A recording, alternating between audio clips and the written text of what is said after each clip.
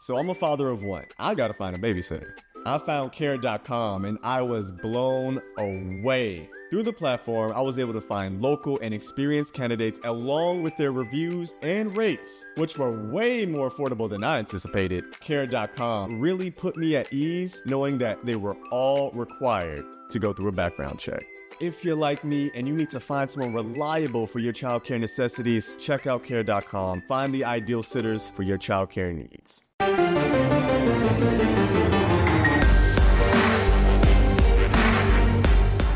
Welcome to the Powercat Podcast, GoPowercat.com's Kansas State Athletics Show. Make sure you're subscribing to our show at Apple, Spotify, Amazon, or wherever you get your podcasts. Now, from the GPC studios, here's your host, GoPowercat publisher, Tim Fitzgerald. Welcome to the Powercat Postgame Review Podcast, sponsored by Caddyshack Golf. Tim Fitzgerald, publisher of GoPowercat.com, and our football analyst, Brien Hanley, who played on those terrific 1997 and 98 K-State teams as an offensive guard and now lives in Texas and shares his knowledge of college football with us as our football analyst. Caddyshack Golf, where caddy with two T's. Visit caddyshackgolf.com for all of your officially licensed golfing Willie apparel, accessories, and more. Use code GPC for free shipping on your next order.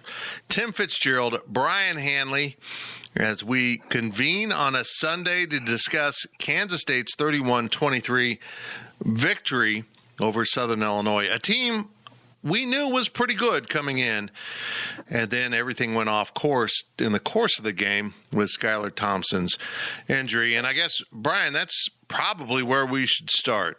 Skylar looked pretty good, had another interception at the start of the game, and it all seemed to be on track, though. Despite that interception, K-State was dominating.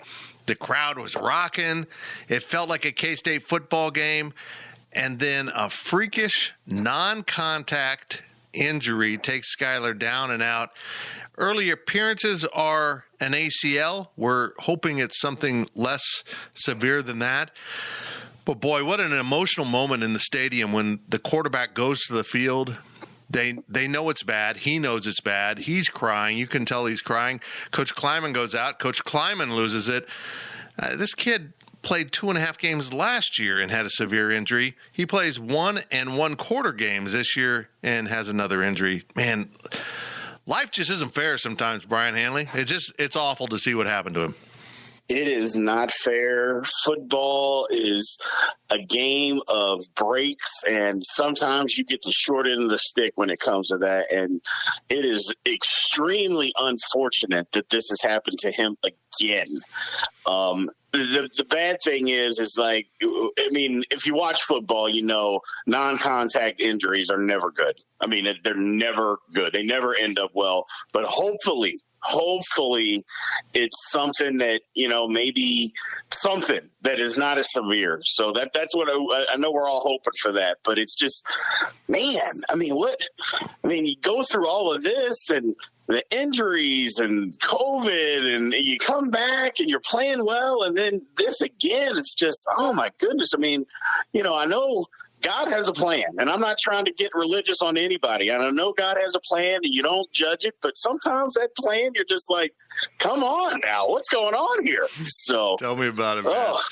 Tell me about it. Yeah, sometimes you end up on a path, and you're like, well, I don't know why I'm here, but I'm here, so let's deal with it. And I feel awful for Skylar. I hope it's not as bad as it looked and as we all feared. We'll probably find out some on Monday when Coach Kleiman talks to the media on the Big 12 teleconference. But so he goes out, and we've been hearing a lot about Will Howard, how far he's come, how good he's looked in practice. And we saw no evidence of that. And I'm not trying to get on the young man, trash a young man, but boy, maybe it was the coaches showing too much confidence in him, cold coming off the bench and putting him into situations where he was taking some high-risk passes, but 3 turnovers in a row, and all of a sudden a comfortable game turns into a 23-21 halftime deficit. Boy, it didn't look good at that point, Brien. Yeah, I mean, look, we're not here to bash on kids. We're not here to say this or that. We're here to commentate on a football game. And this was not, when Skylar went down, I mean, let's just call it what it is. Will Howard did not play well. Awful. Now, I mean, he did not play well. Now, the offensive line and that sort of thing, you know, I guess they could have, and they ran the ball, but, I mean, you have to be able to throw the football down the field in a college football game. You have to be able to do that. And if you can't do that, I mean, you're not going to win many games. So we've just got to be better. He has to be better. You can't say, well, the line let him down and this or that. No. I mean, obviously you're going to have a breakdown here or there. That was fine. It was him. He's got to be better. And they got to put him in positions to be better, too. They got to put him in positions to make plays, you know. But I get what they did the second half. I mean, they couldn't trust him. I mean, Tim, the throws were – I mean, he was hitting them in the chest, and it just so happens that they dropped a few of them. I'm like, oh, my goodness, this couldn't be worse. I feel so bad for him. But at the same time, hey, you got to play better. It's your chance. You got to play. And everyone loves to have the backup quarterback come in. I mean, everyone wanted Will over Skylar. Then they were chanting for Rubley, apparently, to come in, and he's nowhere near ready to play. But everyone loves the backup until the backup actually steps on the field. But in defense of Will, now, look, he made some horrible throws. I mean, he had one interception that was awful. He probably should have had another interception. He just was off target. I think he got rattled from his bad start. But he also has his star running back, who hasn't fumbled since his junior year in high school, apparently, cough up the ball. Right in the face of the end zone. And he also has his starting sixth-year senior center absolutely whiff on a block, and before he hardly even has the ball in his hands, he's got a nose tackle on top of him, and he fumbles. Yeah. A lot of good quarterbacks that's going to happen to. There's some special quarterbacks that can elude that, but, man, that's the worst-case scenario for a quarterback is your center breaks down and the guy right feet from you gets to you immediately. And correct. So it wasn't all his fault, but, boy, he did get rattled. And hopefully with a week to prepare and knowing he's going to be the guy and the coaches know they're going to have to make the game plan around him, hopefully it'll be better against Nevada, because if it isn't, this season's going to come apart again. Yes. Yeah, he's got to get better. But you know what? Here's the silver lining is maybe you got that out of your system. Bad game, wasn't ready, wasn't expecting to go in when he did. Okay, fine. Let's regroup. Let's have a great week of practice, understand what, you know, and this falls on the coaches too. Put plays in that he feels comfortable with. Put those kinds of things in. Do those things so we can all be comfortable. And we can still run the football. Now, the one thing, Tim, and I have to bring this up, you just lost your quarterback, and we all know that it was a bad injury. The first play from scrimmage, you run your backup quarterback in a quarterback run game? I'm like, hold on, what are we doing? We literally just lost our guy. We can't be running the backup quarterback here. I go, well, we got to be smart about some stuff. You know, I know that's part of his game, and I know that's part of our game, but as coaches, you have to say, okay, let's take a step back. What can we do and do well? And I think as much as it may have cost Will, you know, yesterday, or not cost Will, but Will was caught off guard and didn't play well, I think the coaches got caught off guard too.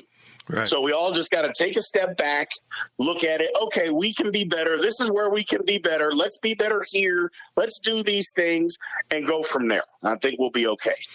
My thought in the immediate moment was, if you have the Wildcat in your offense, which I don't know that they do, here's a perfect time. You don't have to throw Will into the game, you know, right at the face of the goal line. And if you want to run your quarterback, whoever your Wildcat is, with Malik Knowles, Deuce Vaughn, whomever you have chosen, just snap the ball directly to him and do it. And don't put Will in that position. Nope. Exactly. But that's why I'm a journalist. I'm good at second guessing. He did settle in. The coaches took the game off of his shoulders. And in our group text we have running amongst our employees, I mentioned that it looked like they went into halftime. The offensive coaches spoke, and Courtney Messingham decided, look, we're going to turn this into a game about our running backs and our offensive line. Going to take the pressure off Will. He's going to need to throw it a little bit, but that's not going to be the focus of what we're going to do in the second half. We're going to simply score enough points to win and hope the defense holds up, and that plan worked because the defense was incredible in the second half. Yes, they were. You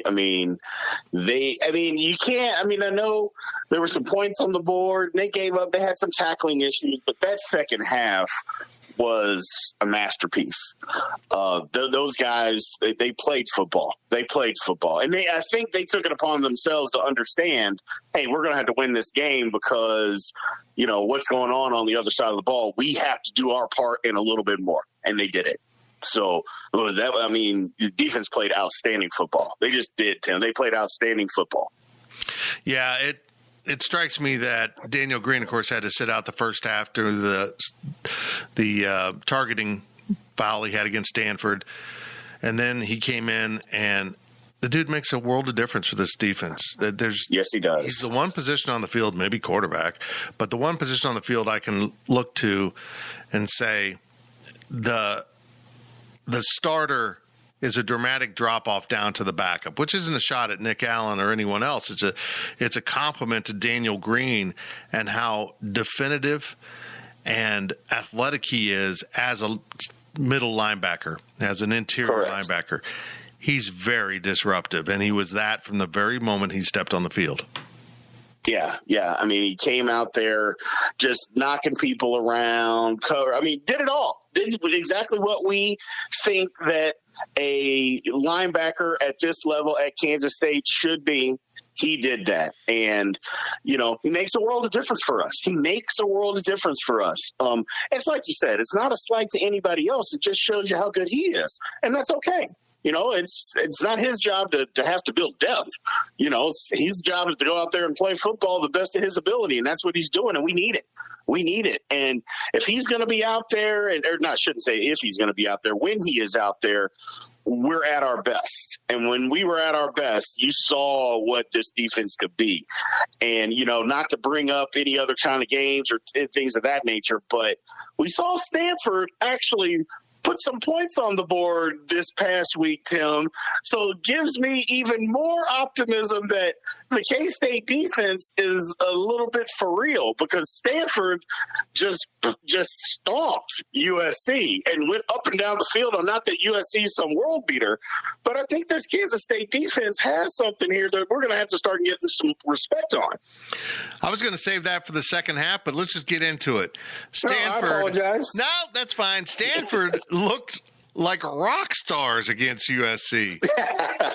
And, teams get better between the first and second games. We saw that with Bill Snyder. Sure. I think David Shaw's an awful lot like Bill Snyder, so I kind of get it. He got him. He was able to use the film and say, look at all the bad stuff we did against Kansas State. Let's fix that. But I do know this. Stanford didn't score against Kansas State till after Daniel Green was kicked out of the game. And correct. Southern Illinois didn't score against Kansas State when Daniel Green was in the game. So I'm thinking if Daniel Green stays healthy and plays the entire season, nobody's going to score against Kansas State, period. But Stanford really helped K-State. Yes. There was people saying, Stanford was awful. I said that. They looked awful. Yep. They're not awful. They're not awful. K-State made them look bad, and they turned around and played against a USC team that probably looked past them based on what happened in the K-State game, and they got taken to school because that 42-28 final score of that game isn't reflective of that game. Eight of those points came in the final minute when USC scored a touchdown and converted a 2-point conversion, but they were also down by a lot more in the second half. Stanford kicked their butt up and down the field, and I'll say this. I think Southern Illinois is a good team. So I think actually we've got a pretty good measurement of this team right now. When they're locked in and focused and they have a clear, concise game plan, they can beat a Stanford team. But when they come home and they kind of wander off of that script because they had an injury or, they've got a middle linebacker that can't play because of a suspension, it's that fragile. It just seems that fragile. These guys can't lose their focus, and they lost their focus after the Skylar injury. We all did. Yep. So I guess I'm gonna punt this bomb right into your backyard. See what you do with it. I think seeing your coach crying on the field for another player is difficult for the players to handle. I thought that. I was at the game and I saw that happen. And look, I understand you're emotional, and we're all emotional. We all hated to see that, but if you're the leader, it's kind of like the Superman, your dad situation. You have your dad. Your dad can do everything. Nothing can hurt him. Nothing can stop him. And then all of a sudden you see him get hurt or something and you're just destroyed. Same thing with a head coach. They're the leader.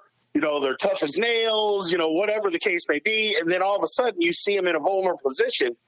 Adults can't handle that. Yeah.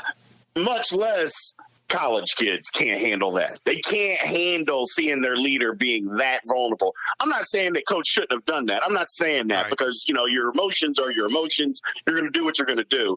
But you can't expect, we as fans can't expect our kids to respond to that in such a manner that, they're just not going to do that. Like I said, adults can't handle those situations, much less kids. They can't handle that. And it was just too much. And it took a while to get past it.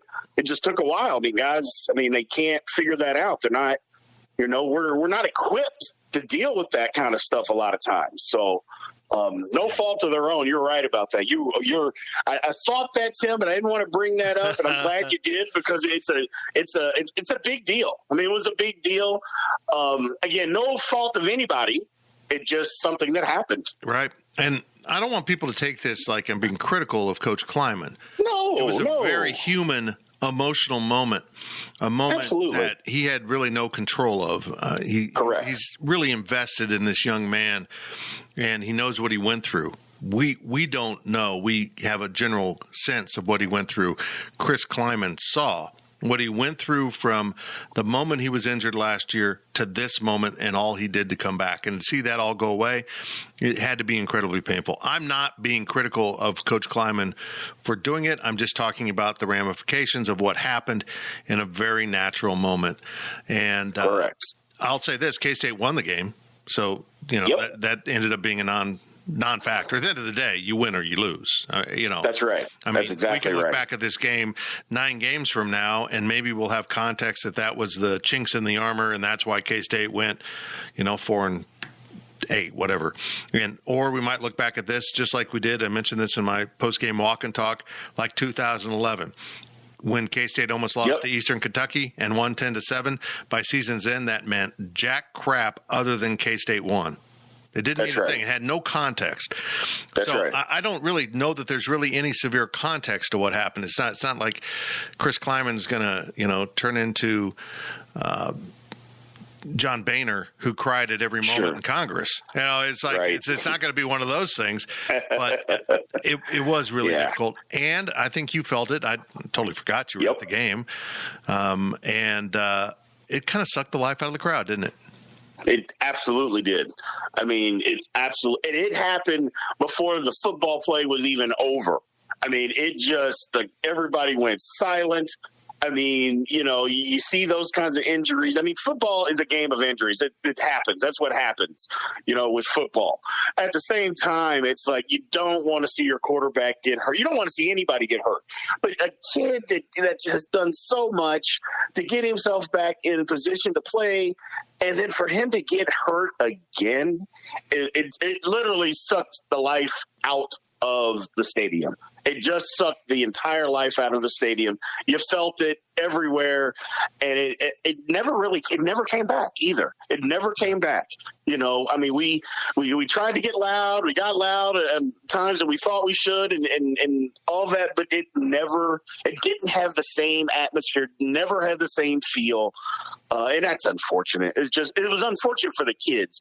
Big game, first game back with all the fans, and it was loud at the beginning. It was great atmosphere. And then for that to happen, it was just so unfortunate. It really was. It was a sniper moment. You know, he didn't get hit. All of a sudden, he was just down, and you're like, how did this happen? It was right. Like the sniper got him in the knee, and down he went. Let's hope he's for the best, but I'll say this. The kids found a way to be resilient. And it was for me, it was a very K-State football moment in the second half. And here's why I say that. People are very confused sometimes about the nickname lynch mob, and they're going by mob mentality now to set that aside. But the whole spirit of that for the defense was intended to be the guys that when things aren't going the way they should in the Old West, they take care of business. They go out and enforce the law that needs to be enforced. Now, there's a lot of connotations there. I get it. But that's what it was, and that's exactly what the defense did. They went to the locker room and said, boys, we got issues on the offensive side. They're not playing well now. We're behind. We got to take control of this game. And that's exactly what the mob did. They took over the game. SIU moved the ball, but they never could score. And then Felix Anudike just took over the game with 3 sacks and 2 forced fumbles. That's what the mob mentality is all about, isn't it? Yes, it is. Absolutely. That's exactly what it's about. Because, look, I was here in K-State. I was there when at the peak, literally at the peak of all of it. And there were times when we couldn't move the football as an offense. And literally the defense would take over a football game, just completely take over the football game, wiped out the offense, then we could finally get ourselves going. And that's what happened yesterday. I mean, defense just literally just took it over. Moving the ball is one thing, and you're going to give up yards. I mean, you can't stop people from getting yards in a football game. I mean, it's literally impossible. So you gave up some yards, but they were as physical as what they needed to be and just completely stopped them. I mean, and when you have a guy that literally can't be blocked, I mean, he just decided, I'm not going to be blocked. You can't block me. And they couldn't. They literally couldn't block him. And I mean, if we're going to play like this and do those kinds of things all year, we're going to be in every football game that we play in. Okay, let's hit the pause button. Brien will revisit this topic when we get back from this short break. You're listening to the Powercat Postgame Review Podcast, sponsored by Caddyshack Golf. GoPowercat.com's Powercat Podcast continues after this short break.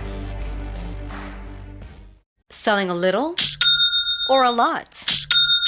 Shopify helps you do your thing, however you cha-ching. Shopify is the global commerce platform that helps you sell at every stage of your business. From the launch your online shop stage, to the first real-life store stage, all the way to the did we just hit 1 million orders stage. Shopify's here to help you grow. Whether you're selling scented soap or offering outdoor outfits, Shopify helps you sell everywhere. From their all-in-one e-commerce platform to their in-person POS system, wherever and whatever you're selling, Shopify's got you covered. Shopify helps you turn browsers into buyers with the internet's best converting checkout. 15% better on average compared to other leading commerce platforms. And sell more with less effort thanks to Shopify Magic, your AI-powered all-star. Shopify powers 10% of all e-commerce in the US. And Shopify is the global force behind Allbirds, Rothy's, and Brooklinen, and millions of other entrepreneurs of every size across 175 countries. Plus, Shopify's award-winning 24/7 help is there to support your success every step of the way. Because businesses that grow with Shopify. Sign up for a $1 per month trial period at shopify.com/Odyssey Podcast, all lowercase. Go to shopify.com/Odyssey Podcast now to grow your business, no matter what stage you're in. Shopify.com/Odyssey Podcast.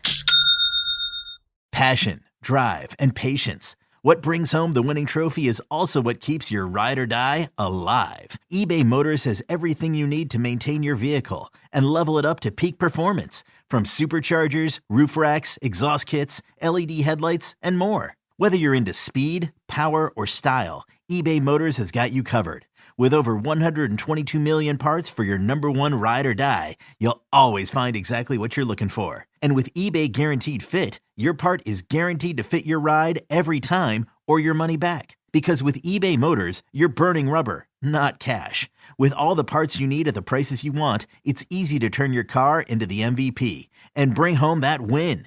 Keep your ride or die alive at ebaymotors.com. Eligible items only. Exclusions apply. Welcome back to the Powercat Podcast. Now, let's return to the GPC studios. Welcome back to the Powercat Postgame Review Podcast, sponsored by Caddyshack Golf. Tim Fitzgerald and GPC football analyst Brien Hanley going through Kansas State's 31-23 victory over Southern Illinois. And we're going to wrap up that discussion here in the first half of this portion of the podcast and then move on to some other topics, including what's going on around the Big 12. And I'm anxious to get Brian's thoughts on all of that. We are sponsored by Caddyshack Golf, for K-Staters by K-Staters, jackets, hats, polos, t-shirts, and golf accessories. Caddyshack Golfwear, caddy with 2 T's. Visit caddyshackgolf.com. Use code GPC for free shipping on your next order. Well, let's talk about this defense a little bit more because, man, I'm really intrigued by this three-man front. And they went exclusively to that against Southern Illinois, which surprised me. It did. And maybe they feel a greater comfort level in it. But here's my problem, and I think they're really good in it. Don't get me wrong. I think this defense works for how they want to defend and need to defend against teams like this. But the net effect is, for me, Khalid Duke's not on the field enough. Bronson Massey's not on the field enough. Nate Matlack, who had a whiff sack last night, did everything right except actually tackle the quarterback. A freshman mistake. But he needs to be on the field more. And this is my problem, is you're pulling a defensive end off the field, which I think is the deepest and most skilled area on the defense, for another defensive back / linebacker. And now you're putting a linebacker out there, which I think is the weakest group on the defense. That's my problem with it. I just am curious about your thoughts on getting too comfortable with the three-man front when sometimes you need to flip it back to the four-man just to kind of mix things up a little bit. Well, my thought is maybe it's going to be something to where we're doing this now and we're not going to do it in the future because we're going to run into some offensive lines that are going to eat the three-man line for breakfast. And, I mean, we're going to run into some offensive lines that are going to say, oh, you're going to do that? Well, we're going to check and we're going to run the football and we're going to run it down your throat. Or they're going to have their quarterback sitting back there for 5 or 6 seconds just being able to pick you up, because I don't care how many people you have back there. If you can't stop or if you can't get any kind of a pass rush, it isn't going to matter what kind, what you're doing, how many people you have in the backfield. So they got to generate more of a pass rush. And so it can be good at times, Tim. You can't go exclusively to a three-man line. You just can't. You can't generate enough rush to help. You just can't do that unless you're dealing with all-world defensive ends. Well, we're not dealing with that. So you gotta get your best guys out there and have them out there. And maybe they're just, it's something that they're tinkering with early in the season to figure it out. But if you can't get a pass rush, now last week we did. I'll give them credit. Last week we did. You had guys on the field, but you got to get your best players on the field. I mean, that's what football is, create matchups. And you got to get your best guys out there to create mismatches. So you have to do that. So I don't know. I don't like it all that much. But, I mean, I want it to be effective. Don't get me wrong, and it can be, but you got to get your best guys out there. And I feel like it's more effective if it's not the only thing you're doing. I mean, that's right. At some point, the people are going to start to figure it out. But I do want to say that they ended up with 5 sacks in this game. But a lot of that was because eventually, as the game wore on, they got SIU in a position where they had to throw. It took the run out of the game, and then the guys were just teeing off. And that's when That's when they really went to town on the quarterback, and who's very good. It amazes me. College football, and this was a hard shift in directions here. College football just is incredible to me. If you didn't put names or stickers on helmets, and I compared the two teams between Stanford and SIU, I would not see a whole lot of difference from a press box between those two teams. Nope. No, absolutely not. Now, field level, I probably would see a significant difference in size and maybe some speed, but SIU came to town with a sense of self and an ability and a knowledge to know that they could win the game. And if you have that, that's half the fight. Yep. They came in and with a plan. came in knowing what they wanted to do, and we're doing that in the first half. You know, they came in, and I mean, they don't have anything to be ashamed of. I mean, they came in and had a plan, put it together, played hard. The quarterback was light and, I mean, just head, shoulders, body better than the quarterback that we faced last week, both of them. And, you know, we were just able to get a rush. And once we were finally able to get a rush on him and consistently move him around, things changed. But they were better prepared, it seemed like, than Stanford was, which is interesting with, like you mentioned, a David Shaw team. But it seemed like Southern Illinois was much better prepared for the football game, what they were going to see and what they wanted to do. At least that's what it seemed to me. They just came in with a plan, executed for the most part what they were trying to get done. Now, 4 turnovers help, you know, to be able to do those kinds of things. But it seemed like they just had a plan, and that they got a lot of seniors. I mean, when you have that many seniors, I mean, you're going to have some poise to you. Chaos is the alley of the underdog. I mean, that game just kind of came off the rails with turnovers and weirdness, and that's exactly what an underdog wants. They want the ball in the field, opportunities to pick up the momentum. They got the momentum. I love momentum in football. It's just so amazing to watch a total game shift, and the crowd feels it, and they're out of it, and everyone kind of recovered at halftime. I kind of felt like that was the bell. You know, K-State was on the ropes in the 7th round, and they got the bell, and they were able to get to their corner and regather themselves and really come out and look like a more focused team.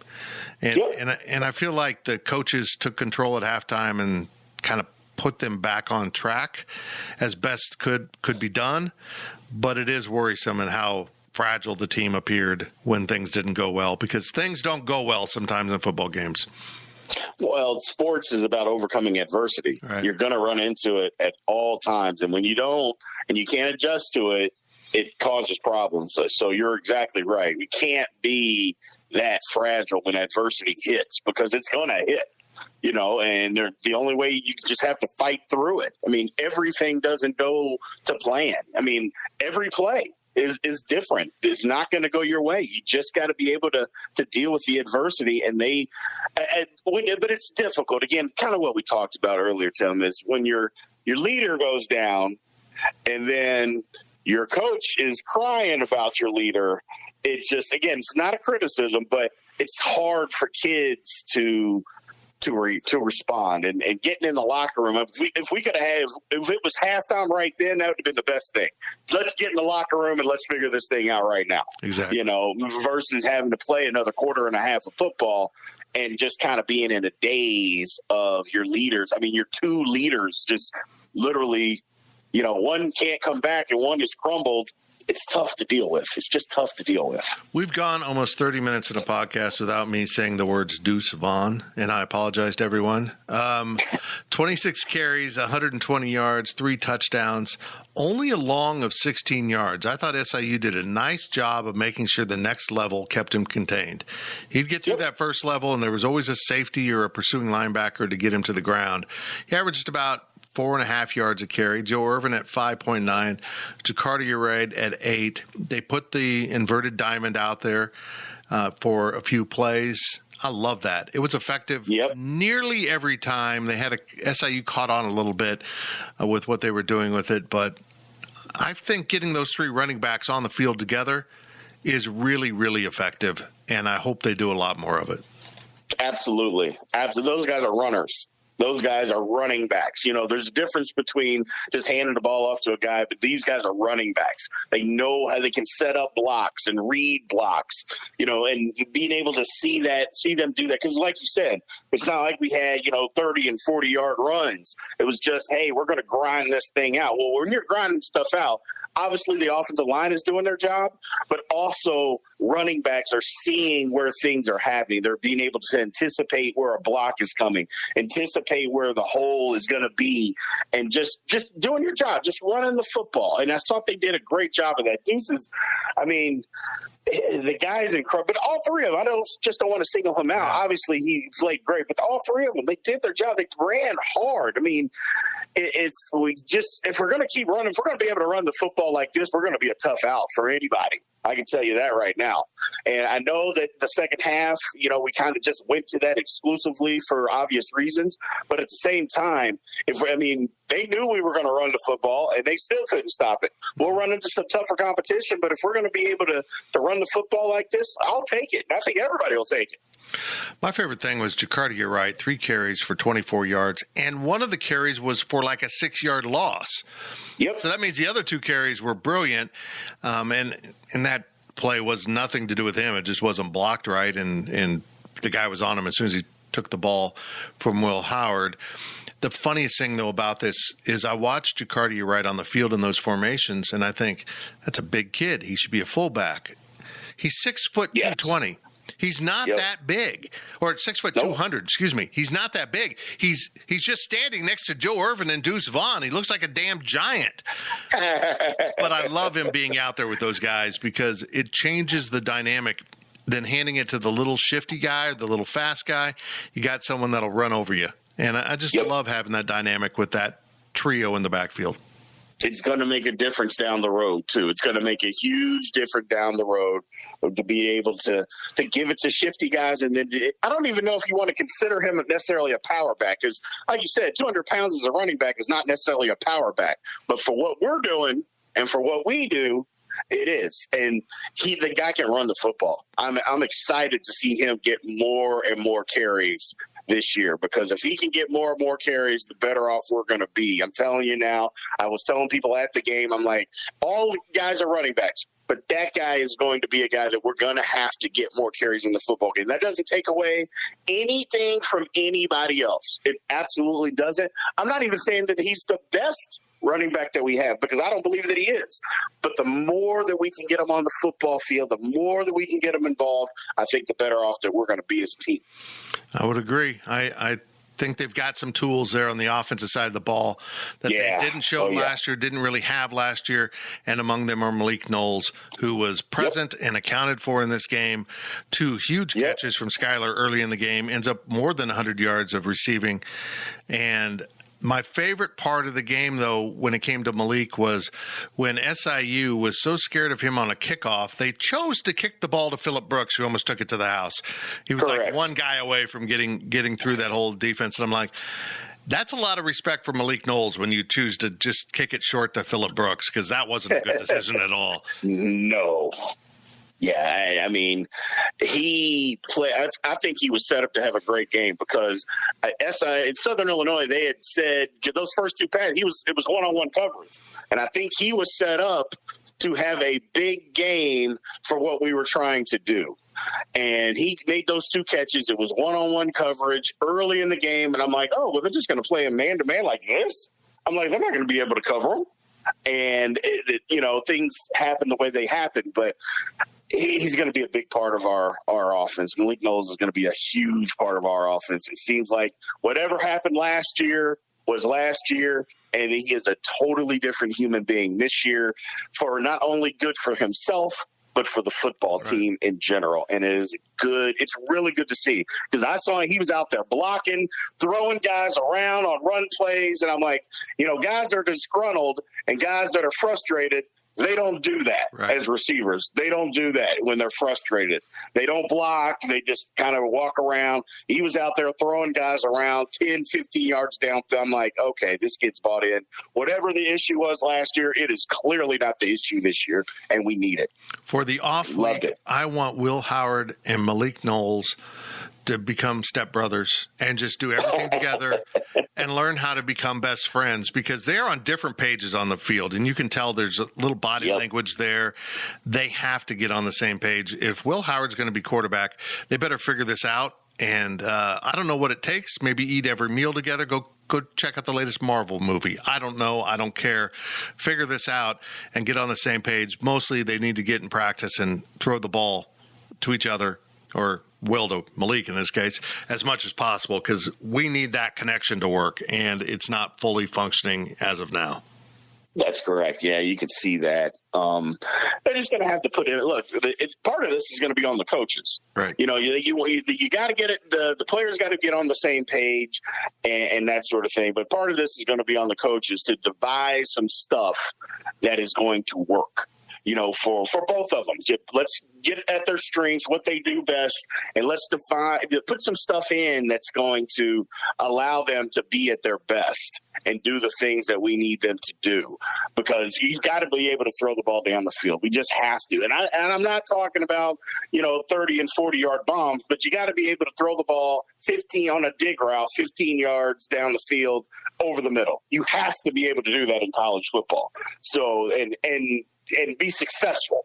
And they just got to get on the same page. I think they will. Got a lot of time to do. It's early, and let's just see what happens. But so those are things that we're just going to have to work on. We got to get better. I mean, the season is just starting. We can get better too. Well, as we tape this, I haven't watched any Nevada this year, and I plan on doing that this week because I'm intrigued by this opponent. I think this is the best non-conference opponent on K-State's schedule, and I said that before the season started. I really like Nevada, and maybe not the best team, but the most difficult matchup for K-State. I think they're going to really be a good cross between the physicality of Stanford and the kind of open offense we saw a little bit more of from Southern Illinois. But what jumps out at me, and again, comparative scores is really difficult, particularly in college football. It doesn't always mean anything. We saw what Stanford did. But Nevada started their season by beating Cal, and Cal goes to TCU and nearly wins, probably played better than the Frogs, and lost a close game. I'm really intrigued by Nevada. I'm looking forward to this game. I think now that we have the context of winning the first two games and how it went down, this becomes an enormous football game for Kansas State. Not just to win, but to do so with some confidence. Go back to how they played against Stanford and be emphatic. Because if you're not emphatic and confident in the Big 12, what happened to K-State will happen again last year. They'll just spiral down. And with that said, Oklahoma State looks really vulnerable, and that's K-State's first Big 12 opponent. So I think this Nevada game's huge. What are your thoughts? Yeah, I think it's a big game. Good opponent. I'm the same way. I haven't watched a lot of them, but I know what they do. And, they're going to move. They're going to put the ball up in the air. They're going to play aggressive, and we're going to have to match it. But I think that how you overcome some of that is you get physical and you run the football. And, moving forward, it's going to be a necessity for us to be able to do that because of what some of the offenses do. And so we need to be able to control the clock. I think this is one of those games where we're going to need to do that. But I believe Nevada, kind of what you said, I believe that they're a very good football team that we are going to have to put our best foot forward to win this football game. Okay, a couple of other questions that I want to get your feelings on. Texas, first of all, showing the great football that Texas plays by losing horribly at Arkansas. As someone who lives in Texas, you find that more entertaining than even me, don't you?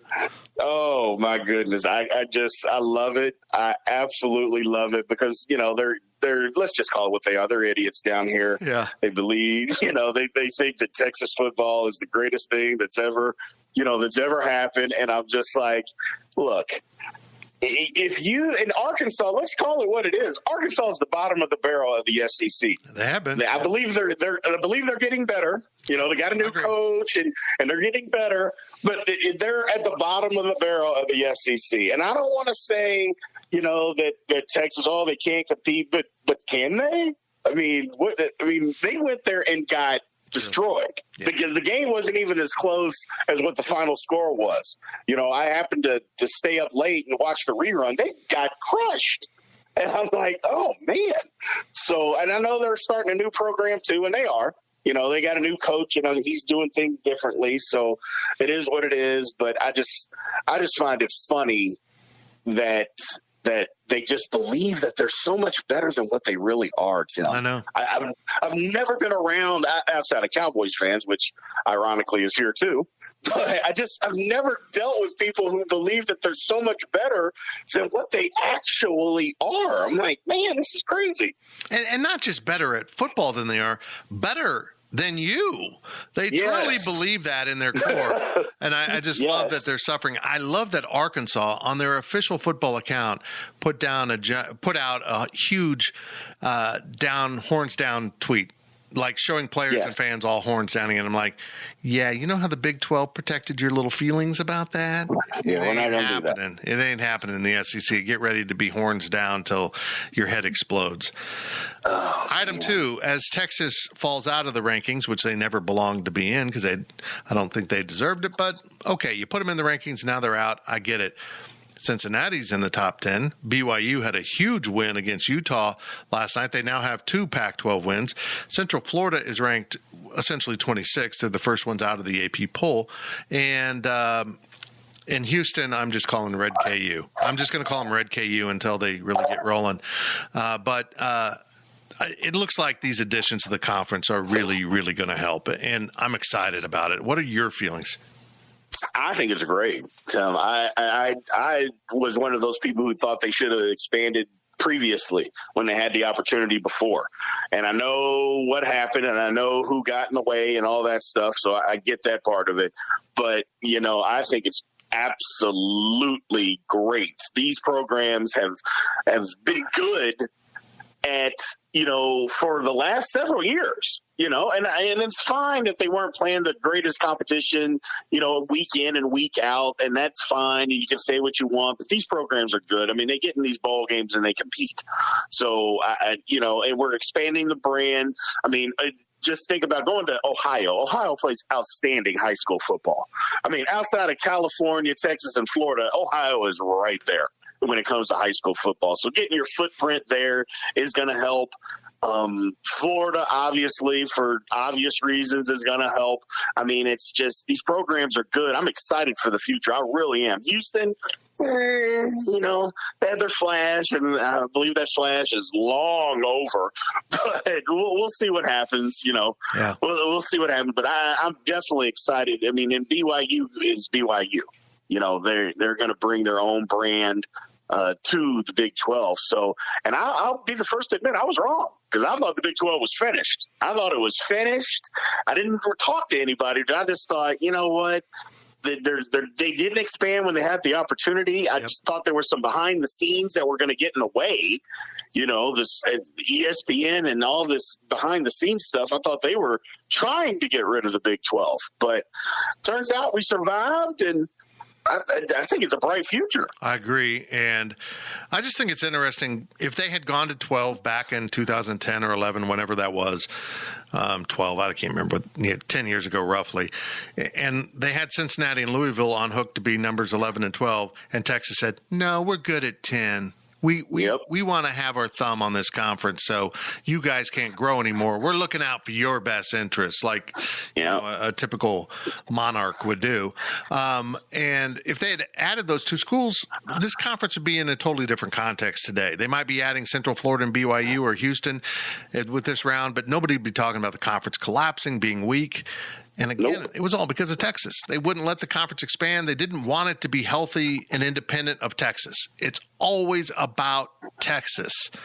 And I'm glad it's financially, it sucks for the Big 12 and for Kansas State, but I'm glad to be free of them. Have fun, SEC. Absolutely. But you know what? It'll suck for a little while financially, but sooner or later, when the good football starts getting played year in and year out, that's right, it's going to change. So for a little while, yes, it'll take a little bit of a hit, but once this football and it starts building, it's going to change, and the contracts are going to change, and all that will be for the best, and we will be rid of the Texas. And I'm a person, and I think it's because my dad was a diehard OU fan. I don't like that OU left because I think OU, now I don't have the feelings that I do about OU that I do about Texas. I just don't. I think OU kind of got on the coattails of Texas and left. But I just don't have those same feelings. But Texas can go. They can take everything and think that you are better than everybody, think that your team is better. You can go and do all of that and just go away. And I think the conference is in much better shape, Tim, than would just give it a little time. It doesn't have to be better tomorrow, but in 2 or 3 years, it will be better for not having Texas a part of it. I promise people it will be. The biggest thing that weakened the Big 12 in the eyes of the nation of college football in the last month was what Iowa State did against Iowa. Not Texas and Oklahoma leaving. That was awful. And yeah, I'm always been a little hesitant on Matt Campbell. I just think there's something missing from the formula up there, and it got exposed a little bit by Iowa. We'll see how they do going forward. They go to UNLV, which is going to be fascinating because I understand there's going to be about 40,000 Iowa State fans in Las Vegas. That is a wonderful thing to see. That would be one of the more fascinating cultural experiences, to have the Busch Light drinkers invading the Strip. It's going to be very fun. Then they go to Baylor and open up. They play host to Kansas, and then they get Kansas State and Manhattan. I think this could get interesting for them. They could be in a little bit of trouble because their bubble, they didn't just lose, their bubble got blown up by Iowa. Well, how many times are we going to say every year? How often are we going to keep saying that Iowa State's supposed to be this, supposed to be that, they're going to be this, they're going to be that? Yep. And then they fall flat on their face. I mean, I'm tired of talking about it. Look, either you show up or stop talking about it. You know, I just can't get past how good you're supposed to be, and then you never show up to be that good. And kind of the Texas thing. Now, granted, it's on a totally different level, but can they ever get past it?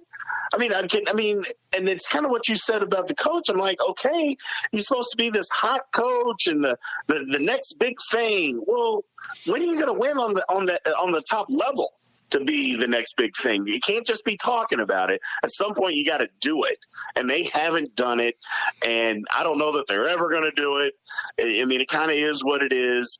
And Iowa beat them up. Again, that was a game I watched this morning, watched the replay. I mean, Iowa beat them up physically. I mean, the quarterback played horrible, and we'll see what happens. I think K-State, I mean, to bring it back to K-State, I think we can position ourselves in a good position for the conference to win in the conference, but at the same time, you're right. The conference took a huge hit by just getting embarrassed. I mean, that was an embarrassment game. Heck, and it started on game day. I mean, Lee Corso basically embarrassed them just by talking about him. It was ridiculous. It was crazy. Yep. I hate to see it. I vowed, Brian, to root for the remaining 8, to support them as best I could in these difficult times.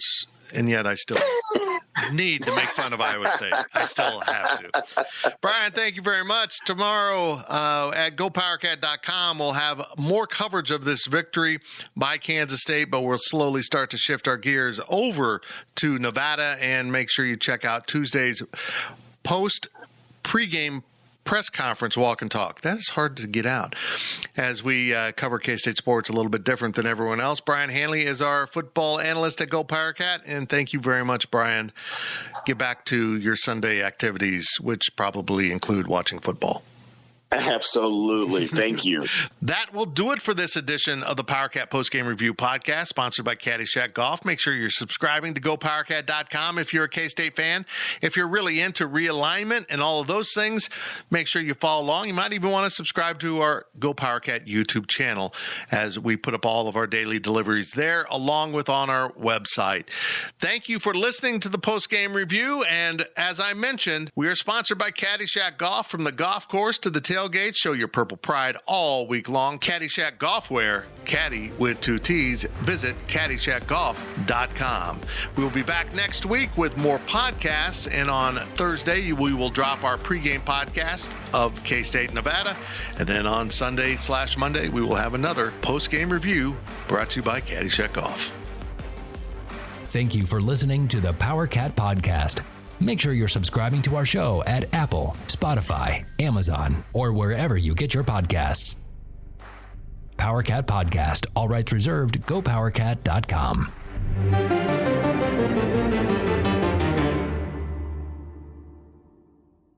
With Blue Link Plus, you can access your Hyundai Tucson Limited remotely. Doors unlocked, temperature set, lost car found.